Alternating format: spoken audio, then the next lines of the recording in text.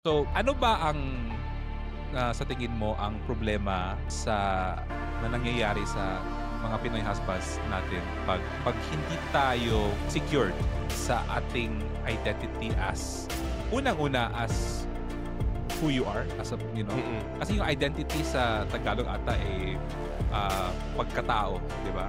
Yan, Yeah, yan. yan yung parang definition, yung equivalent ng identity sa Tagalog.